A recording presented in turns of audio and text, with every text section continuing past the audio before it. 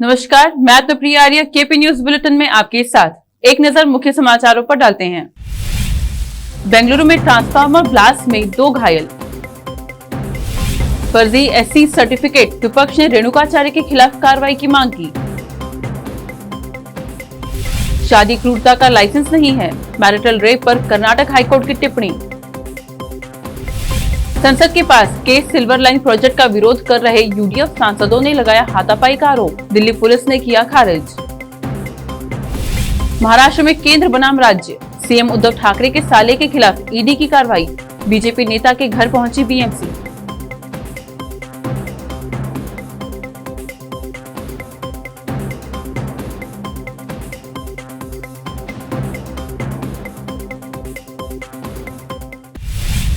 अब देखते हैं समाचार विस्तार से। शुरू करते हैं स्थानीय समाचारों से। बेंगलुरु में बुधवार को ट्रांसफार्मर में विस्फोट होने से 2 लोग गंभीर रूप से घायल हो गए। घटना एनआईसीई रोड के पास मनागनहल्ली पुल के पास हुई। घायलों की पहचान शिवराज 55 वर्ष और चैतन्य 18 वर्ष के रूप में हुई है। दोनों को विक्टोरिया अस्पताल में स्थानांतरित कर दिया गया है। कर्नाटक विधानसभा में उस समय हंगामा मच गया जब मुख्यमंत्री के राजनीतिक सचिव सांसद रेणुकाचार्य ने स्वीकार किया कि उनकी बेटी एक लिंगायत होते हुए एक अनुसूचित जाति के व्यक्ति के रूप में उसकी पहचान करने वाला एक प्रमाण पत्र प्राप्त किया था। रेणुकाचार्य ने कहा कि उनके भाई ने उनकी बेटी के लिए एससी प्रमाण पत्र हासिल किया था। उन्होंने कहा, मैंने पहले ही इसे वापस करने के लिए कहा है। मेरे भाई और मैं 25 साल पहले अलग हो गए थे। जब मेरा भाई गुलबर्गा से चुनाव लड़ना चाहता था तो मैंने भी आपत्ति की थी। उन्होंने कहा कि न तो कोई नकली जाति प्रमाण पत्र प्राप्त किया और न ही अनुसूचित जाति समुदाय के लिए कोई लाभ प्राप्त किया। भावुक रेणुकाचार्य ने कहा, अगर कोई सबूत है कि मैंने कोई प्रमाण पत्र हासिल किया है या मैंने ऐसे समुदाय के किसी भी सुविधा का लाभ उठाया है तो उन्हें दस्तावेज जारी करने दे। अगर मैंने इसका इस्तेमाल किया है तो मैं फांसी के लिए तैयार हूँ। मैरिटल रेप पर कर्नाटक हाईकोर्ट ने सख्त टिप्पणी करते हुए कहा कि शादी क्रूरता का लाइसेंस नहीं है। हाईकोर्ट ने अपने आदेश में कहा, हमारे विचार से शादी समाज में किसी भी पुरुष को विशेषाधिकार नहीं देती और न ही इस तरह के अधिकार दे सकती है कि वह एक महिला के साथ जानवरों की तरह क्रूर व्यवहार करे। यह एक आदमी के लिए दंडनीय है, दंडनीय होना ही चाहिए, भले ही यह आदमी एक पति हो। आदेश में कहा गया है कि यह दलील पति अपने किसी भी कार्य के लिए विवाह जैसी संस्था द्वारा संरक्षित है। मेरे विचार से इसे किसी विशेष पुरुष को विशेषाधिकार या क्रूर जानवर को मुक्त करने के लिए लाइसेंस प्रदान करने के लिए नहीं माना जाना चाहिए। पति की ओर से पत्नी पर इस तरह के यौन हमले का गंभीर परिणाम होगा। इसका उस पर मनोवैज्ञानिक और शारीरिक प्रभाव होता है। पति के ऐसे कृत्य पत्नी को बुरी तरह डरा देते हैं। कर्नाटक ने कहा कि पति की ओर से पत्नी पर उसकी सहमति के बिना यौन हमले को रेप की तरह ही लिया जाना चाहिए। गौरतलब है कि पत्नी की सहमति के बिना जबरन यौन संबंध बनाने को मैरिटल रेप कहा जाता है। मैरिटल रेप को पत्नी के खिलाफ एक तरह की घरेलू हिंसा और यौन उत्पीड़न की श्रेणी में माना जाता है। केस सिल्वर लाइन प्रोजेक्ट के खिलाफ रविवार को विजय चौक पर प्रदर्शन कर रहे केरल के यूडीएफ सांसदों और दिल्ली पुलिस के जवानों के बीच हाथापाई हो गई। यूनाइटेड डेमोक्रेटिक फ्रंट सांसदों ने दिल्ली पुलिस पर उनके साथ दुर्व्यवहार करने का आरोप लगाया है। वहीं दिल्ली पुलिस ने सांसदों के साथ किसी भी तरह के दुर्व्यवहार से इनकार किया है और अपने बयान में कहा है, बैरिकेड्स पर मौजूद पुलिस कर्मियों ने केवल सांसदों को रोकने की कोशिश की क्योंकि वे चिल्ला रहे थे और अपनी पहचान बताए बिना सांसद की ओर बढ़ रहे थे। कांग्रेस नेता केसी वेणुगोपाल ने कहा, केरल सरकार द्वारा प्रस्तावित केस सिल्वर लाइन परियोजना जन विरोधी है। मुख्यमंत्री उद्धव ठाकरे के साले की संपत्ति पर मंगलवार को ईडी की कार्रवाई के बाद से महाराष्ट्र की राजनीति और गर्मा गई है। केंद्र बनाम राज्य की इस लड़ाई में आज बीएमसी अधिकारी बीजेपी नेता मोहित कंबोज भारतीय के घर पहुंचे और उनके घर में हुए निर्माण का सर्वे किया। मोहित कंबोज ने आरोप लगाया कि ये सब उन्हें डराने के लिए किया जा रहा है, लेकिन वो डरेंगे नहीं और महाविकास अघाड़ी सरकार के भ्रष्टाचार को उजागर करते रहेंगे। जबकि दूसरी तरफ एनसीपी प्रमुख शरद पवार ने ईडी की कार्रवाई को केंद्रीय एजेंसियों का दुरुपयोग तो शिवसेना सांसद संजय राउत इसे बीजेपी की तानाशाही करार दे चुके हैं। अब लेते हैं छोटा सा ब्रेक, जल्द लौटते हैं ब्रेक के बाद। हिंदुस्तान के हर कोने में हम हैं मौजूद। 24 घंटे हालात पर गहरी नजर, खबरों से जुड़े चुपते सवालात और आपको दिखाता है धार्मिक, सामाजिक, राजनीतिक, लोकल और इंटरनेशनल न्यूज की सबसे बेहतर कवरेज जो आपको रखती है हर पल बाखबर।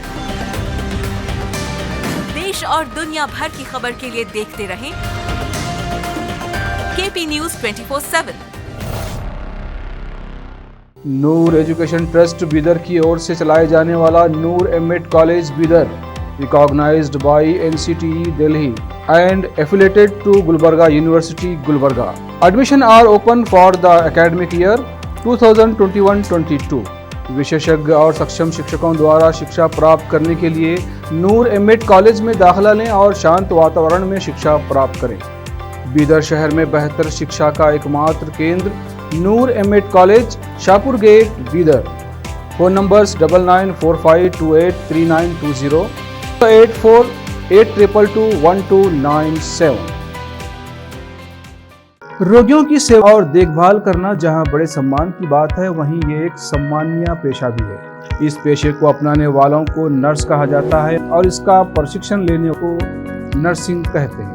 इस नर्सिंग कोर्स की शिक्षा लेने के लिए सुखद वातावरण और अच्छे प्रशिक्षण केंद्र की आवश्यकता होती है। नर्सिंग कोर्स की शिक्षा देने वाला बीदर में एकमात्र केंद्र है श्री नानक झिर्रा साहेब फाउंडेशन बीदर की ओर से चलाए जाने वाला Shri Nanak Jhirra Saheb College of Nursing, affiliated to Rajiv Gandhi University of Health Science Karnataka, जहां पर विशाल क्लासरूम, बेहतर प्रयोगशाला, कम्युनिटी लैब, न्यूट्रिशन लैब, विशाल और सुखद वातावरण में नर्सिंग की शिक्षा देने की सुविधा, विशाल और सुंदर कॉन्फ्रेंस हॉल, हवादार और बड़ी सी लाइब्रेरी के साथ साथ सभी प्रकार की उपयोग की जाने वाली सामग्री के साथ एनाटॉमी लैब और एडमिनिस्ट्रेशन ऑफिस उपलब्ध है। Vice chairperson Mrs Reshma Kaur की देखरेख में चलाए जाने वाला और प्रिंसिपल मिस्टर महांतेश की निगरानी में बेहतर नर्सिंग ट्रेनिंग का एकमात्र केंद्र Shri Nanak Jhirra Saheb College of Nursing, near Nehru Stadium, Bidar. Admission are open for the academic year 2021-22. Phone number 08483228272। Break के बाद आपका स्वागत है। आइए देखें अन्य समाचार।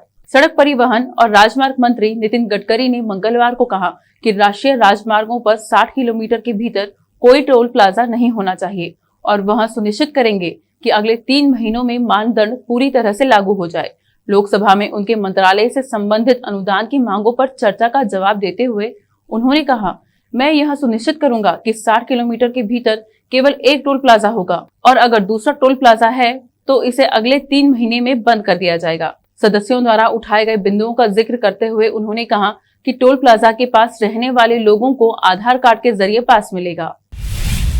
बेगूसराय के रजौड़ा में मामूली विवाद से 2 पक्षों के बीच हिंसक झड़प को लेकर राजनीति लगातार जारी है। जेडीयू के पूर्व विधान पार्षदों ने आज डीएम ऑफिस पर केंद्रीय मंत्री गिरिराज सिंह का पुतला दहन कर जमकर विरोध प्रदर्शन किया।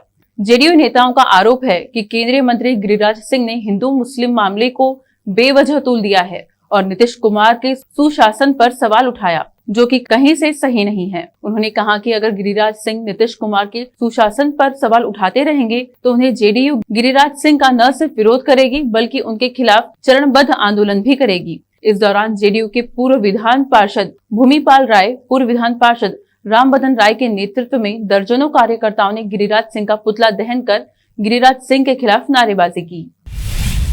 विधायक बने रहने के लिए लोकसभा से इस्तीफा देने के एक दिन बाद समाजवादी पार्टी के प्रमुख अखिलेश यादव ने कहा कि महंगाई, बेरोजगारी और सामाजिक न्याय के खिलाफ संघर्ष को आगे बढ़ाने के लिए यह त्याग जरूरी है। गौरतलब है कि अखिलेश यादव हाल ही में यूपी में हुए विधानसभा चुनाव में करहट सीट से चुने गए हैं। अखिलेश ने केंद्रीय मंत्री एसपी सिंह बघेल को पराजित किया था। विधानसभा चुनाव जीतने के पहले वे लोकसभा में आजमगढ़ सीट का प्रतिनिधित्व कर रहे थे। समाजवादी पार्टी ने इस संबंध में एक ट्वीट के साथ एक छोटा वीडियो शेयर किया है, जिसमें अखिलेश यादव को लोकसभा अध्यक्ष को इस्तीफे का पत्र सौंपते देखा गया है। चीन के विदेश मंत्री वांग यी अगले कुछ दिनों में कथित तौर पर भारत यात्रा पर दिल्ली पहुंच रहे हैं।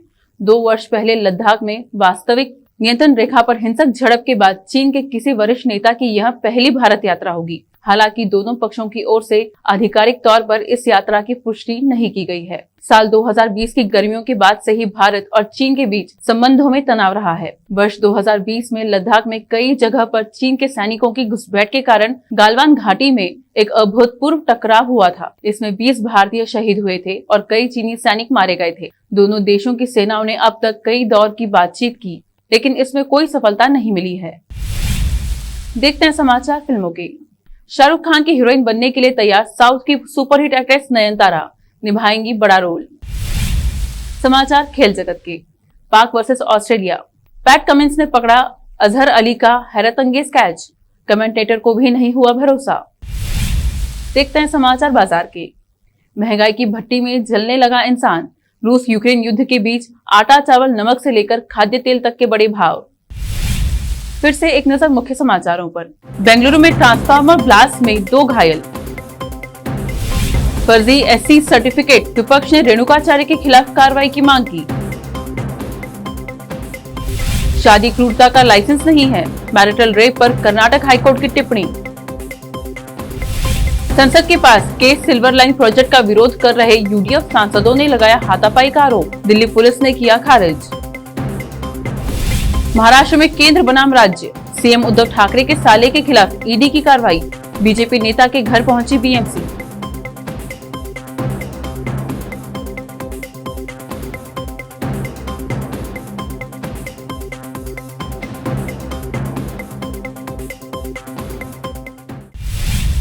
केपी न्यूज में इस वक्त इतना ही। समाचारों के लिए जुड़े रहिए केपी न्यूज 24/7। फिर मिलेंगे कुछ और समाचारों के साथ।